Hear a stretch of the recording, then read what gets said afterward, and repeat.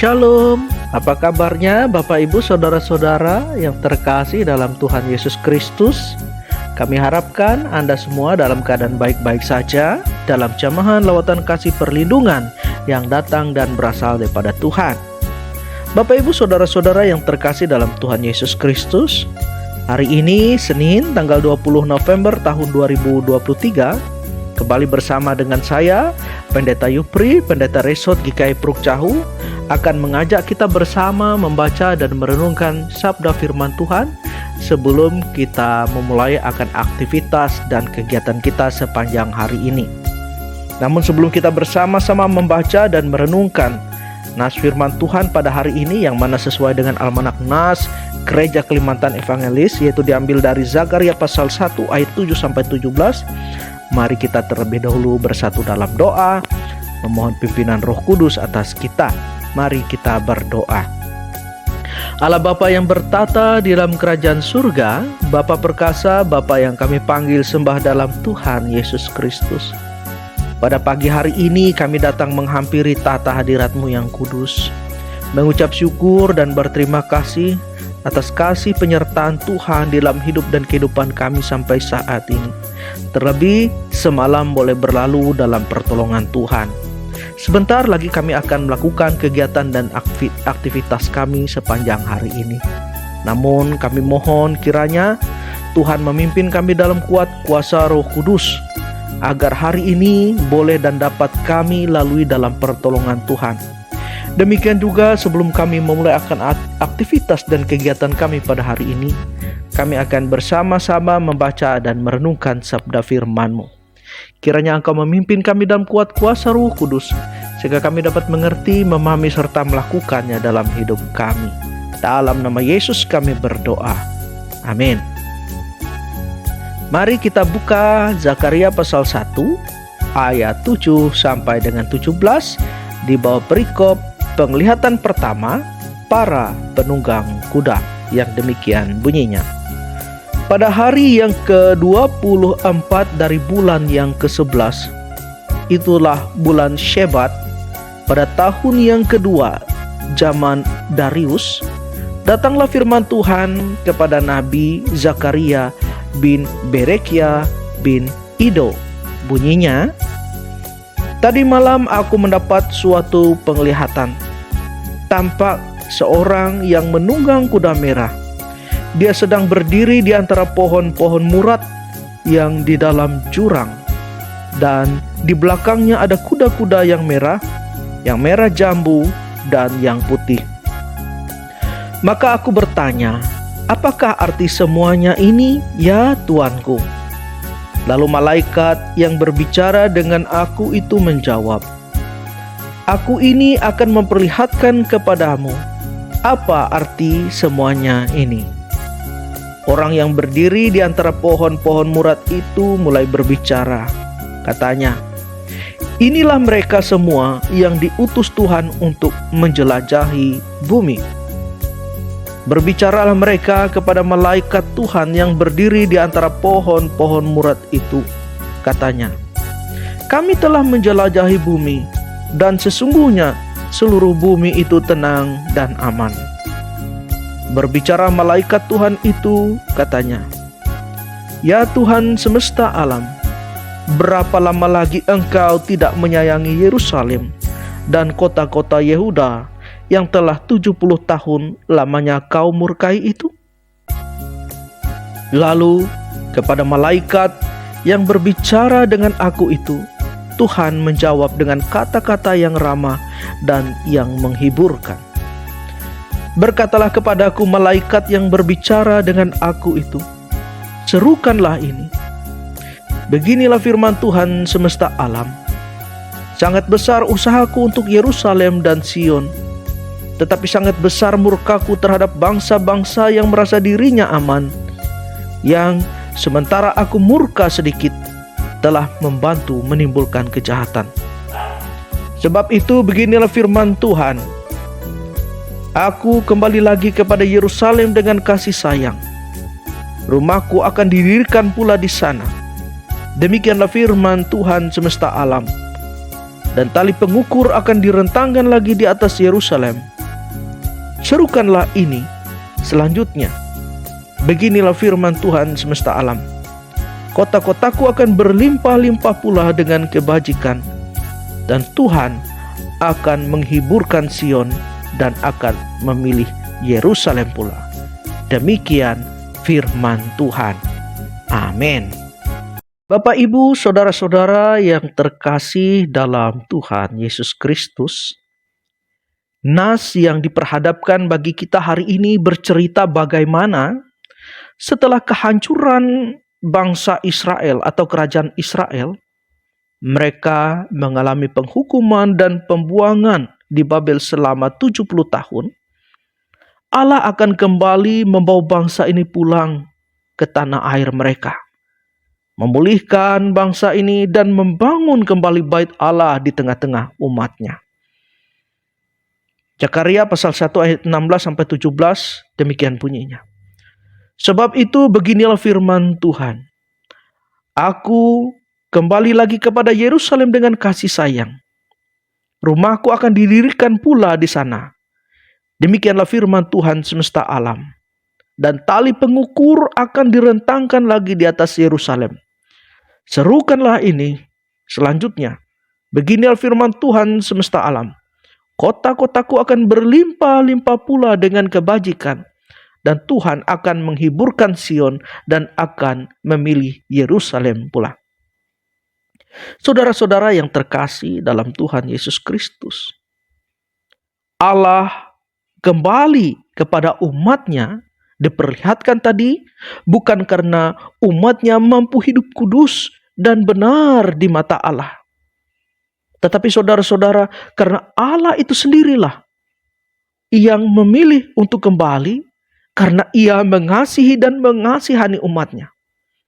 Allah kembali kepada umatnya karena Ia begitu mencintai mereka. Namun saudara-saudara yang terkasih dan yang mengasihi Tuhan, meskipun demikian, ada satu syarat yang diminta Tuhan kepada mereka, yaitu agar mereka merubah sikap hidup mereka dan tidak seperti nenek moyang mereka pada masa yang lalu, sehingga Allah murka dan membuang mereka ke Babel. Zakaria 1 ayat 4, demikian bunyinya. Janganlah kamu seperti nenek moyangmu, yang kepadanya para nabi yang dahulu telah menyerukan demikian. Beginilah firman Tuhan semesta alam. Berbaliklah dari tingkah lakumu yang buruk dan dari perbuatanmu yang jahat. Tetapi mereka tidak mau mendengar dan tidak mau menghiraukan aku. Demikianlah firman Tuhan. Jadi saudara, itulah yang diinginkan oleh Tuhan dalam hidup mereka dan juga dalam kehidupan kita pada masa kini. Kita telah diampuni dan diselamatkan Tuhan melalui pengorbanannya di kayu salib. Namun saudara-saudara, sebagai orang-orang yang telah ditebus, Allah mengingatkan agar kita hidup tetap di dalam kehidupan yang benar, hidup dalam pertobatan, meninggalkan dosa-dosa kita. Jika kita mau bertobat meninggalkan dosa, kesalahan kita, maka Allah akan memelihara kita. Saudara yang terkasih dan yang mengasihi Tuhan, seperti kerajaan Israel yang hancur, porak-poranda, karena mereka tidak setia, memilih setia kepada ilah lain, mencari pertolongan dari kuasa-kuasa lain. Seperti itu juga kehidupan kita. Ketika hidup kita hidup di dalam dosa, serta menjauhkan diri dari Tuhan, hidup kita kacau, rumah tangga kita porak-poranda, hancur tanpa ada pertolongan. Tidak ada sukacita dan damai sejahtera yang kita temui. Tidak ada jalan. Kita merasa pintu-pintu tertutup. Kita merasa hidup kita gelap, tidak ada terang. Tetapi saudara-saudara yang terkasih dan yang mengasihi Tuhan, jika kita mau bertobat, hidup dalam firman Tuhan, hidup dalam pimpinan Tuhan, maka kita akan dipeliharanya. Seperti nas kita hari ini. Ia akan membangun dan memulihkan keadaan Israel. Demikian juga dengan hidup saudara yang mungkin saat ini porak-poranda, kacau balau, hancur, dan seterusnya akibat dosa dan kesalahan kita.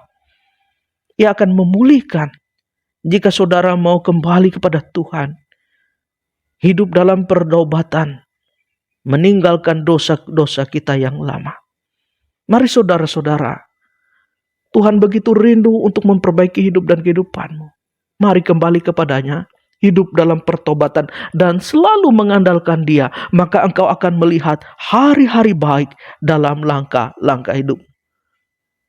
Amin. Mari kita bersatu dalam doa.